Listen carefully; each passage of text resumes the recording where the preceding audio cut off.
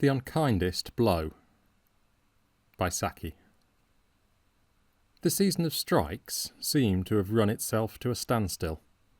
Almost every trade and industry and calling in which a dislocation could possibly be engineered had indulged in that luxury.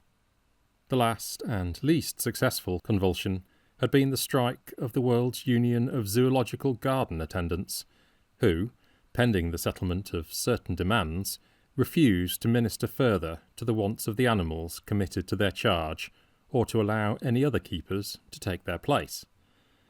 In this case, the threat of the Zoological Gardens authorities that if the men came out, the animals should come out also, had intensified and precipitated the crisis. The imminent prospect of the larger carnivores, to say nothing of rhinoceroses and bull bison, roaming at large and unfed in the heart of London, was not one which permitted of prolonged conferences. The government of the day, which from its tendency to be a few hours behind the course of events had been nicknamed the government of the afternoon, was obliged to intervene with promptitude and decision. A strong force of bluejackets was dispatched to Regent's Park to take over the temporarily abandoned duties of the strikers. Bluejackets were chosen in preference to land forces, partly on account of the traditional readiness of the British Navy to go anywhere and do anything, partly by reason of the familiarity of the average sailor with monkeys, parrots, and other tropical fauna, but chiefly at the urgent request of the First Lord of the Admiralty, who was keenly desirous of an opportunity for performing some personal act of unobtrusive public service within the province of his department. If he insists on feeding the infant jaguar himself, in defiance of its mother's wishes, there may be another by-election in the north, said one of his colleagues, with a hopeful inflection in his voice. By-elections are not very desirable at present, but we must not be selfish. As a matter of fact, the strike collapsed peacefully, without any outside intervention. The majority of the keepers had become so attached to their charges that they returned to work of their own accord. And then the nation and the newspapers turned with a sense of relief to happier things. It seemed as if a new era of contentment was about to dawn. Everybody had struck who could possibly want to strike, or who could possibly be cajoled or bullied into striking, whether they wanted to or not. The lighter and brighter side of life might now claim some attention. And conspicuous among the other topics that sprang into sudden prominence was the pending Falvertoon divorce suit. The Duke of Falvertoon was one of those human hors d'oeuvres that stimulate the public appetite for sensation without giving it much to feed on. As a mere child, he had been precociously brilliant. He had declined the editorship of the Anglian Review at an age when most boys are content to have declined Mensa at table. And though he could not claim to have originated the futurist movement in literature, his Letters to a Possible Grandson, written at the age of 14, had attracted considerable notice. In later days, his brilliancy had been less conspicuously displayed.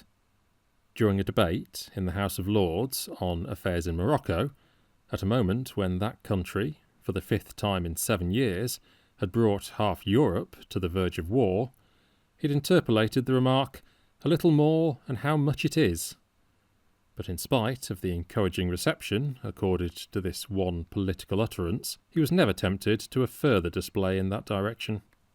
It began to be generally understood that he did not intend to supplement his numerous town and country residences by living overmuch in the public eye. And then had come the unlooked-for tidings of the imminent proceedings for divorce. And such a divorce!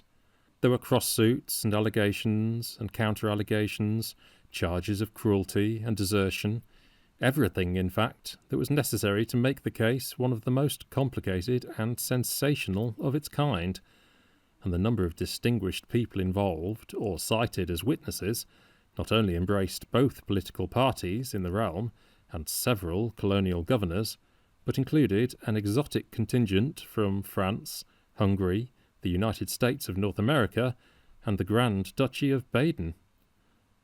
Hotel accommodation of the more expensive sort began to experience a strain on its resources. "It will be quite like the Durbar without the elephants," exclaimed an enthusiastic lady who, to do her justice, had never seen a Durbar. The general feeling was one of thankfulness that the last of the strikes had been got over before the date fixed for the hearing of the great suit. As a reaction from the season of gloom and industrial strife that had just passed away, the agencies that purvey and stage-manage sensations laid themselves out to do their level best on this momentous occasion. Men who had made their reputations as special descriptive writers were mobilised from distant corners of Europe and the further side of the Atlantic in order to enrich with their pens the daily printed records of the case. One word painter, who specialised in descriptions of how witnesses turn pale under cross-examination, was summoned hurriedly back from a famous and prolonged murder trial in Sicily, where indeed his talents were being decidedly wasted. Thumbnail artists and expert Kodak manipulators were retained at extravagant salaries, and special dress reporters were in high demand. An enterprising Paris firm of costume builders presented the defendant Duchess with 3 special creations to be worn, marked, learned, and extensively reported at various critical stages of the trial, and as for the cinematograph agents, their industry and persistence was untiring. Films representing the Duke saying goodbye to his favourite canary on the eve of the trial were in readiness weeks before the event was due to take place.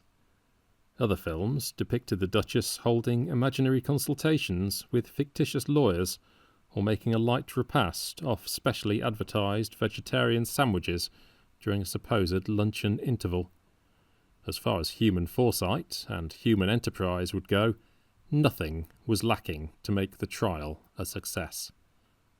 2 days before the case was down for hearing, the advance reporter of an important syndicate obtained an interview with the Duke for the purpose of gleaning some final grains of information concerning His Grace's personal arrangements during the trial. "I suppose I may say this will be one of the biggest affairs of its kind during the lifetime of a generation," began the reporter, as an excuse for the unsparing minuteness of detail that he was about to make quest for. "I suppose so, if it comes off," said the Duke lazily. "If?" queried the reporter, in a voice that was something between a gasp and a scream. "The Duchess and I are both thinking of going on strike," said the Duke. "Strike?" The baleful word flashed out in all its old, hideous familiarity. Was there to be no end to its recurrence? "Do you mean," faltered the reporter, "that you are contemplating a mutual withdrawal of the charges?"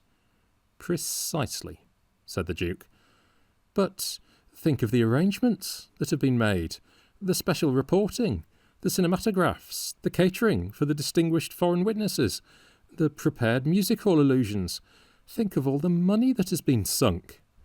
"Exactly," said the Duke coldly.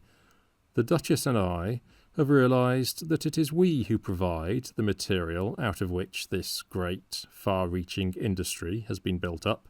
Widespread employment will be given and enormous profits made during the duration of the case, and we, on whom all the stress and racket falls, will get— what? An unenviable notoriety and the privilege of paying heavy legal expenses whichever way the verdict goes. Hence our decision to strike.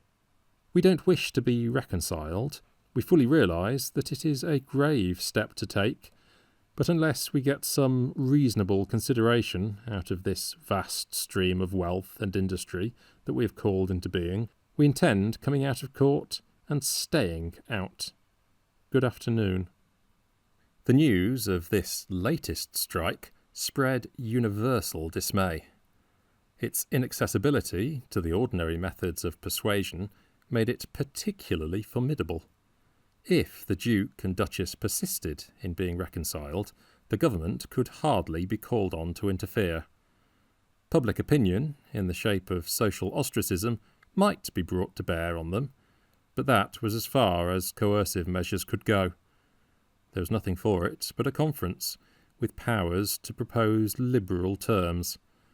As it was, several of the foreign witnesses had already departed, and others had telegraphed cancelling their hotel arrangements. The conference, protracted, uncomfortable, and occasionally acrimonious, succeeded at last in arranging for a resumption of litigation. But it was a fruitless victory. The Duke, with a touch of his earlier precocity, died of premature decay a fortnight before the date fixed for the new trial.